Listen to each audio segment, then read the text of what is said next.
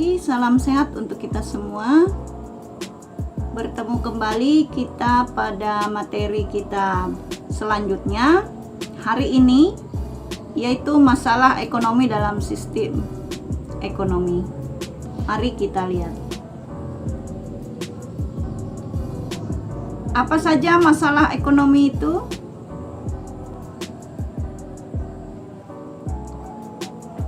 Nah, nanti akan kita membicarakan masalah ekonomi, sistem ekonomi, dan sistem ekonomi di Indonesia. Dan tujuan pembelajarannya bisa kalian lihat. Tidak perlu Ibu bacakan. Nah, sekarang kita melihat masalah ekonomi. Masalah ekonomi ini ada dua.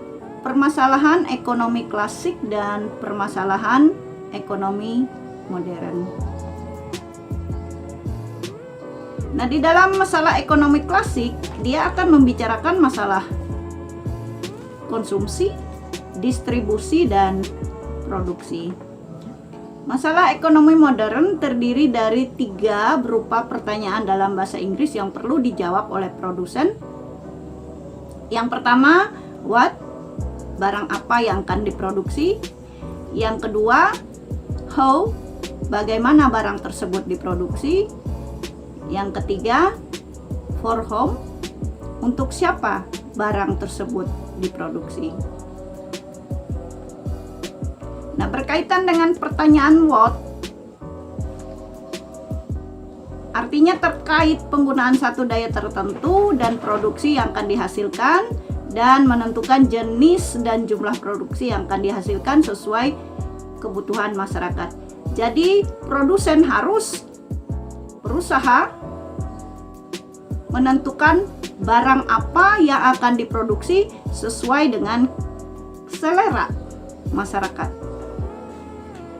Kemudian pertanyaan yang kedua tadi, how?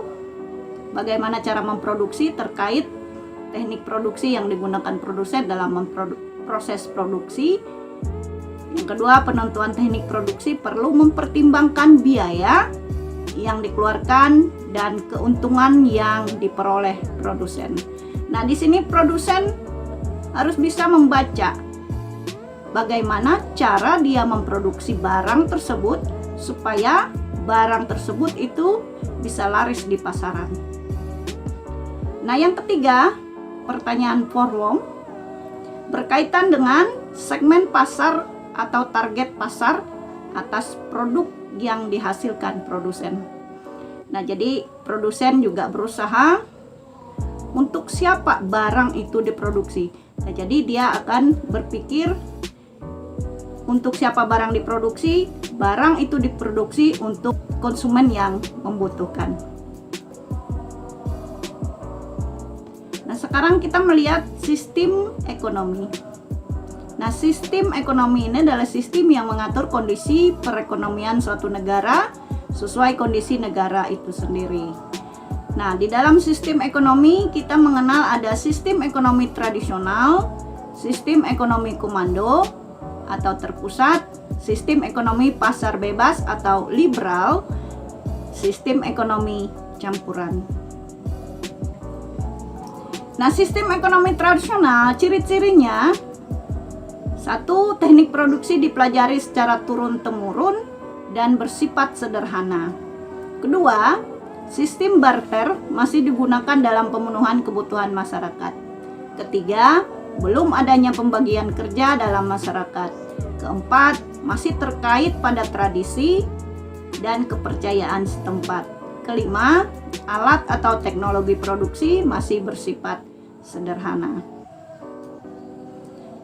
Dan sistem ekonomi komando atau terpusat, ciri-cirinya: pertama, individu maupun kelompok tidak dapat berusaha dengan bebas dalam kegiatan perekonomian. Kedua, semua alat dan sumber daya ekonomi dikuasai oleh pemerintah.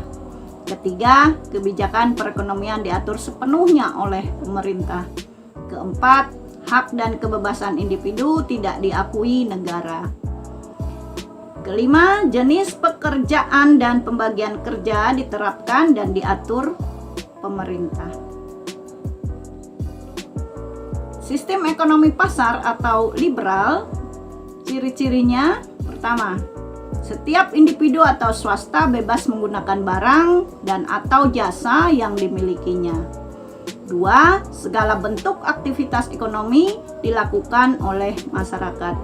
Ketiga, pemerintah tidak melakukan intervensi dalam pasar. Keempat, pemilik modal berhak memiliki sumber-sumber produksi. Kelima, terjadi persaingan yang ketat dalam kegiatan ekonomi. Nah, sistem ekonomi campuran, ciri-cirinya: 1. Merupakan gabungan dari 2 sistem ekonomi, yaitu sistem ekonomi pasar bebas dan komando. 2. Barang modal dan sumber daya yang vital bagi kebutuhan masyarakat dikuasai pemerintah. Ketiga, peran pemerintah dan swasta berimbang. Keempat, pemerintah dapat mengintervensi dengan membuat peraturan, kebijakan fiskal, kebijakan moneter, serta membantu dan mengawasi kegiatan swasta. Nah, sekarang kita melihat sistem perekonomian di Indonesia. Nah, sistem perekonomian di Indonesia, kita melihat yang pertama, produksi diusahakan sebagai usaha bersama untuk mewujudkan keadilan dan kemakmuran.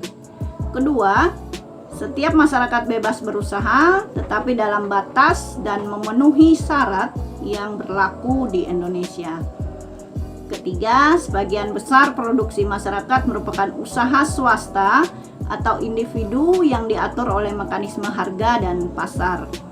Keempat, perusahaan negara menguasai sektor ekonomi vital bagi hajat hidup orang banyak seperti listrik dan air.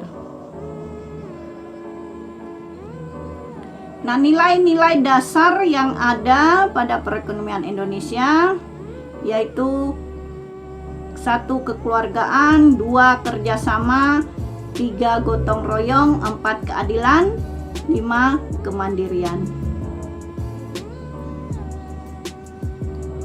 Dampak demokrasi ekonomi terhadap perekonomian di Indonesia, kita melihat ada 2 dampak, ada dampak positif dan dampak negatif. Nah, dampak positif dari demokrasi ekonomi, pertama, perekonomian itu disusun sebagai usaha bersama berdasar atas asas kekeluargaan. Cabang-cabang produksi yang penting dan vital bagi negara serta meliputi hajat hidup orang banyak dikuasai oleh negara. Warga negara bebas memilih pekerjaan yang dikehendaki serta memilih hak atas pekerjaan dan penghidupan yang layak. Potensi, inisiatif, dan daya kreasi warga negara dikembangkan sepenuhnya selama tidak merugikan masyarakat. Sedangkan dampak negatif dari demokrasi ekonomi, perkembangan ekonomi modern dan tradisional berjalan secara tidak seimbang.